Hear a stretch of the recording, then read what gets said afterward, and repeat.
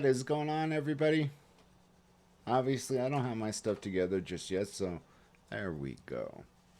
Hey, I hope you guys had a wonderful weekend. It just seems to fly by so damn quickly. Uh, I know it's the old cliche.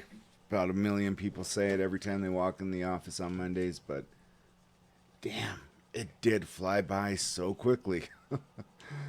Anyways, regardless of what, I hope you guys are all safe. Hope you guys had a wonderful time, family, friends, Christmas shopping.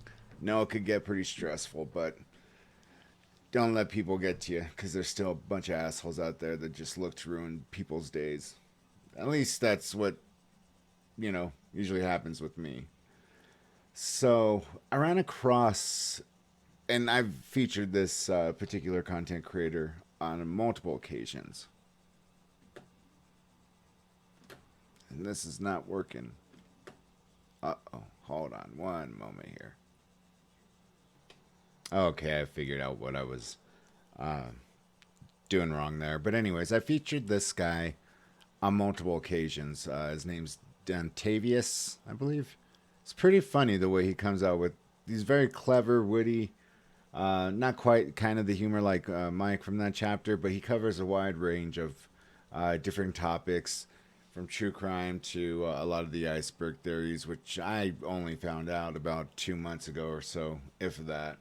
Um, but he's going to dive into a story that didn't necessarily affect me personally, but you can say that it was part of my life. So, you see, let me explain a little bit further.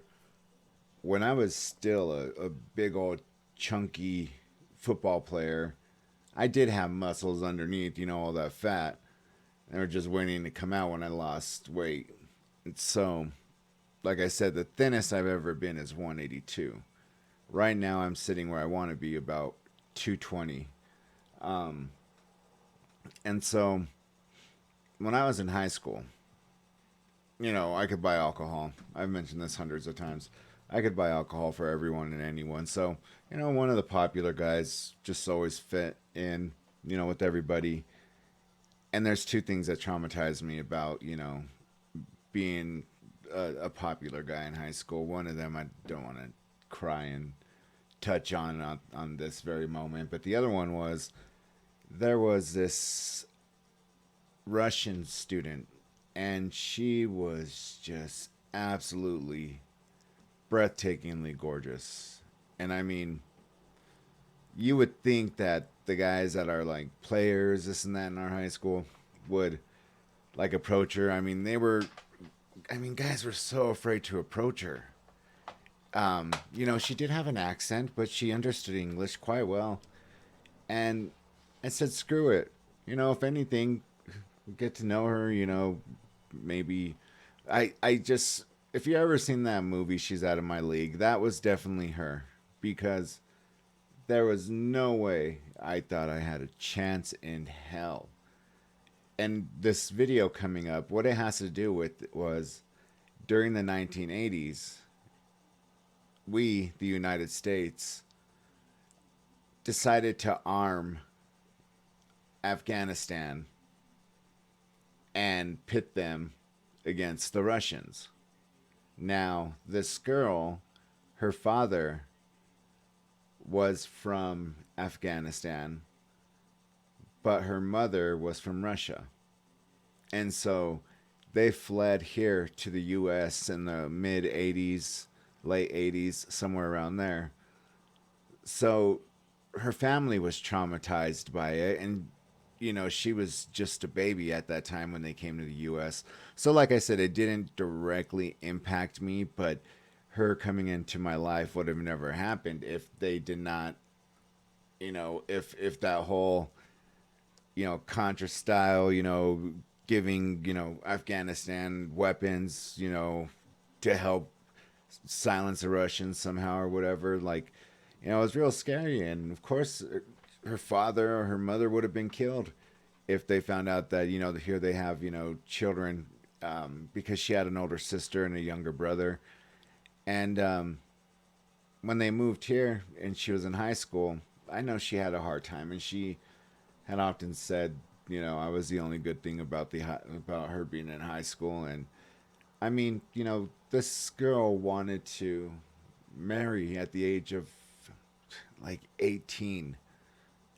She, yeah, absolutely as perfect to a woman as you can possibly get. I mean, beautiful beyond all measures. Honestly, the type of woman that I remember we went to a driving range my buddy used to work at, and walk in, taking that little path to, the little clubhouse to pay for, get tokens and go get your balls out of the machine or whatever. She brought along her sister, and I brought along one of my buddies because, I was hoping like, hey, double date style here, let's do this. So he's like, all right. And as we're walking, we're gonna play putt putt instead of just drive. So you start hearing every club. You could hear the clubs whack, whack, whack. But as her and her sister come walking, each one stops, stops, stops, stops until it's like silent. I'm like, Jesus Christ, these girls have an effect on me, because her sister was equally as beautiful. Long story short, biggest mistake of my life. I could have married her at a young age. She became a psychologist. She's the president of um, some association that has to do with psychology, um, and within the state that she lives in, no longer here in Colorado. She even asked me. I mean, she was my first love, if you know what I mean, and I her. So that's the attachment there. How and why, I have no fucking clue. Like, to this day, it's like one of the biggest mysteries ever. And yeah, I'm hard on myself big time. I am very, very, critical of myself. Not of others, but of myself, yes. So did I deserve, to even have this girl's attention? Fuck no. Like, all I just was nice, and, that was it. For some reason, she just, I don't know, maybe it's something that she's seen within how her parents acted, being under such distress, having to leave their country, and, her still being fairly young. And I don't know what kind of trauma that, caused, if any, really. But for her older sister, I'm sure she remembered a little bit.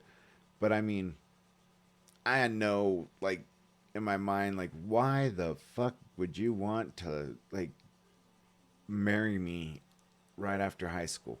I don't get it. It just completely boggled my mind, every part of it. So she even asked me, a Denver Bronco player started, like, she was out one night, and she'd always ask me, like, well, should I hang out with this person or not? And I was like, why are you asking me? I'm like, I'm not, like, I'm not. We weren't like together. We mostly, like, were just promiscuous with one another. But she'd always ask, and she said, she never wanted to be with anybody else. And she was very, whether or not that's true, that's up to debate. But I know one thing, that she was never a liar, and so I believed her there. But she had even asked me, like, if you don't want to marry me, then would you mind, or do you have a problem with me dating a, a Bronco player? I was like, he'll be able to give you more than what I ever can right now, because this is before the music scene happened. And she cried, and I knew I'd fucked up there. So that was the last I've seen of her. And like I said, here she became a doctor. I mean, a psychologist. I mean, I don't think she would have been any of those things if it wasn't for what had happened in her home country and everything that played out. So, like I always talk about, every single situation, cause and effect. You turn right, something different might have happened if you would have gone the other way. That's what happened with me. Too stupid to see what was right in front of me. So, I just wanted to kind of give that little analogy because I kind of have a feeling of where he's going to go with this story, because why in the hell are we going to arm what are now our enemies? And yeah, I just, the United States somehow seems to get shit wrong quite a bit. So without further ado, let's get into this. The 1980s. What a time to be alive. Rocky IV, Van Halen, the looming threat of nuclear annihilation. The 80s had it all, baby. But one thing a lot of people don't talk about too much anymore is that the biggest scandal in American history happened in the 80s. And it involved a man who some consider to be the greatest American president, Ronald Reagan. And no, I'm not talking about the time he created AIDS to eradicate all the gay people. I'm talking about the Iran-Contra scandal. And I'm gonna get into it after a quick word from our sponsor. Guys, still in one.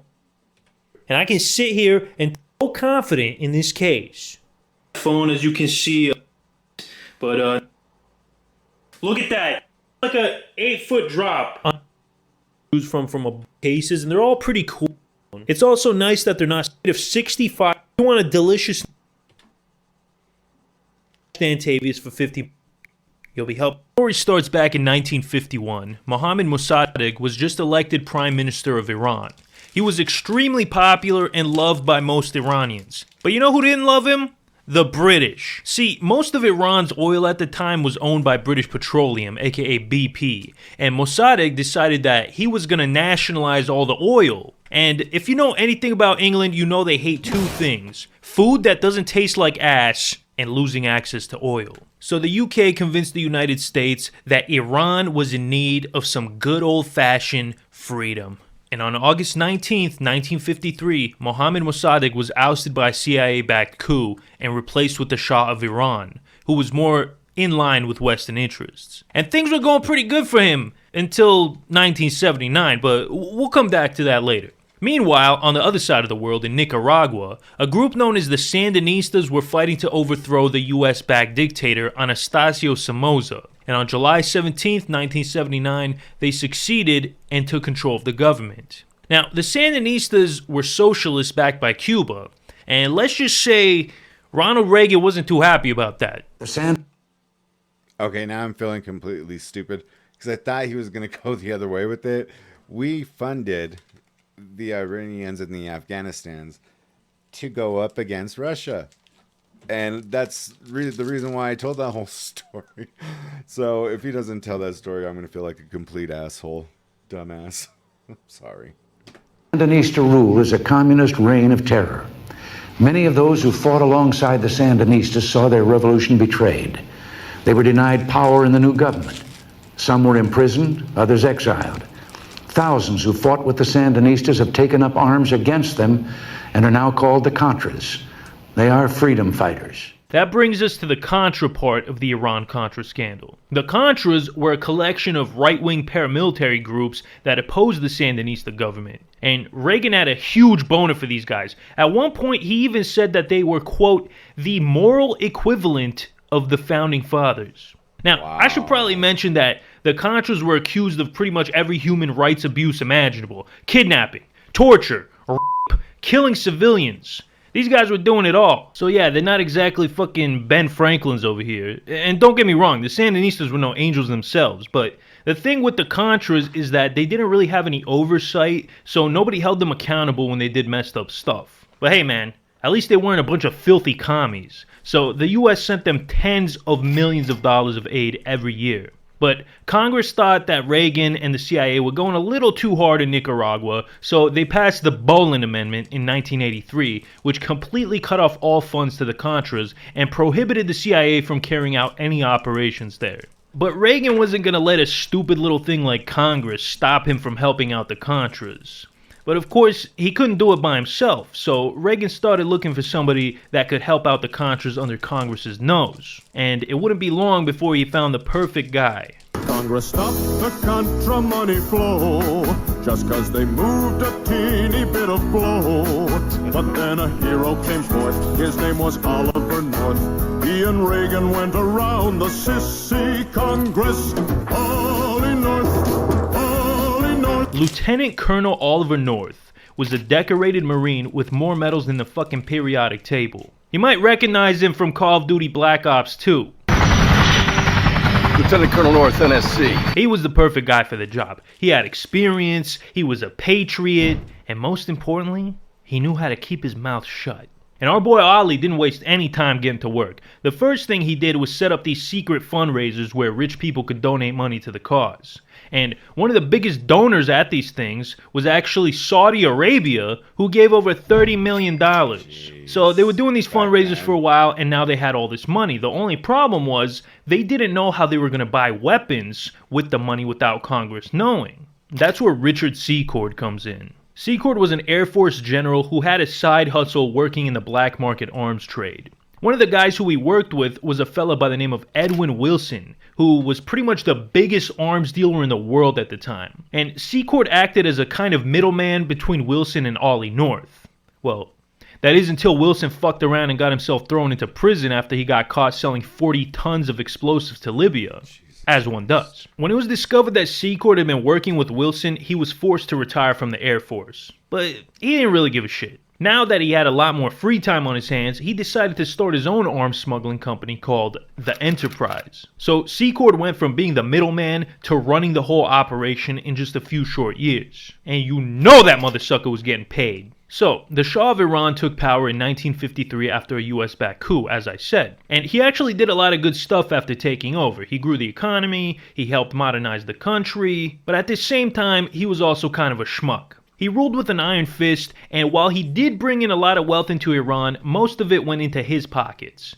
I mean, the man literally threw a $400 million party for himself and his rich friends. A lot of people saw the Shah as a puppet of the United States who sold out his country to foreigners. And eventually the people had enough and a revolution broke out that brought down his regime. In 1979, the Shah left Iran and Ayatollah Khomeini took his place as supreme leader.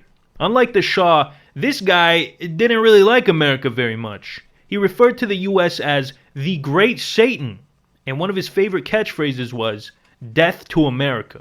Now, you're probably thinking, man, it would be really dumb if we sold weapons to this guy. Yeah, probably, but we still did it anyways. See, back in the 80s, Islamic extremists had this weird hobby of kidnapping Americans and holding them hostage. Hezbollah, a Lebanese terrorist organization with ties to Iran, was holding 7 hostages back in 1984. And Reagan really wanted to get them out, but he didn't really know how. And then one day, Ollie North gets a call from a dude named Manouchehr Ghorbanifar, who had connections to the Iranian government. My friend, I can get some of the hostages out. If you just do me a little favor and sell some missiles to Iran. This was exactly the opportunity that Reagan was looking for. But there were 2 issues. 1, there was an arms embargo on Iran. And 2, Reagan had a very strict "we don't negotiate with terrorists" policy. Our government has a firm policy not to capitulate to terrorist demands. But then Ronnie thought to himself, okay, maybe just this one time, maybe just this once we'll negotiate with terrorists. Just a little bit. So he told Ollie North to set the deal up. But obviously, if anybody found out about this, they would be in deep shit. So they had to get creative. That's when Bob McFarlane, Reagan's national security advisor, came up with a brilliant idea. They could just use Israel as a middleman. Israel would sell arms to Iran, and the US would sell weapons back to Israel to replace whatever they sold. And if they got caught, they could just blame it on the Jews, because that always works. It was a genius plan, but why would Israel ever get on board with something like this? Like, Iran had publicly called for Israel's destruction multiple times. Well, Iran was fighting a war with Iraq at the time, so the Israelis figured if their 2 biggest enemies were focusing on each other, they would be less focused on them. So it was a win-win. Everybody was winning. Well, except for the civilians getting annihilated by all these wars, but hey, they were brown, so who gives a shit about them? So Ollie calls up Ghorbanifar and tells him it's a go. Now, I should mention this Ghorbanifar guy is a complete putz. Like, he is the stereotypical Persian arms dealer. Reagan called him a devious character, and Bob McFarlane said he was, quote, "one of the most despicable people I have ever met." According to the National Security Archive, Ghorbanifar was almost universally discredited for misrepresenting all sides' goals and interests. Even before the Iran deals got underway, the CIA had ruled Ghorbanifar off limits for purveying bad information to US intelligence. Okay, so this guy was so bad that the fucking CIA refused to work with him, and Ollie North was like, nah, he's a good guy. So Ghorbanifar set up the deal, and to everybody's surprise, it actually worked out, and Hezbollah released some of the hostages. In fact, it was going so well that they decided to cut Israel out of the operation completely. And the new system worked like this. The Department of Defense would sell missiles to the CIA. The CIA then sold those missiles to Richard Secord, who would sell them to Ghorbanifar, who sold them to Iran, at a massive markup, of course. Secord and Ghorbanifar was making so much money off this scheme that they didn't even know what to do with it all. It makes you wonder what else they do behind our backs. I mean, each and every one of us, no matter what you get paid, no matter what you buy, everything is taxated. And we have very, very, very little authority of what our money is going to go towards. I mean, if they're having to funnel their money through multiple channels, isn't that money laundering? I mean, let's keep it real here. The same way a drug runner or you name it, does their thing. They want to, call them out for, money laundering. It's basically what the CIA in the United States is doing, and for what? For the best interests of the country. In which way? The oil prices? I mean, I'm still having, unless it went over my head, which there's a lot of things I do. I consider myself a pretty bright person, but there are times that there's things that go over my head. So unless I'm missing something here, how is this benefiting us? By getting a bigger markup? I don't know. So they decide, hey, let's toss some of this cash to the Contras. And that's where the Iran and the Contra finally meet. Wow, it took us a while to get here, but here we are. Now, on top of getting money from weapons deals and donations from the Saudi government, the Contra's biggest source of fund was actually some good old-fashioned drug trafficking. So, back in the day, there was this guy in Los Angeles named Rick Ross. No, not that Rick Ross. I'm talking about the real Rick Ross, the biggest drug dealer in America. At his peak, Rick was pulling in over $3 million a day. He made billions of dollars on the coke trade. That's billions with a B. Rick's supplier was a guy by the name of Oscar Danilo Blandón. And guess where he was from? Nicaragua. It turns out that Blandón was trafficking drugs to raise money for the Contras, and the Reagan administration knew about it the whole time. So while thousands of people were being thrown into jail for drugs, our own allies were bringing tons of stuff into the country while the government turned a blind eye. Where do you get your coke from? I was getting my coke from a guy by the name of Oscar Danilo Blandón. Blandón would bring me drugs to sell to raise money for the Contras.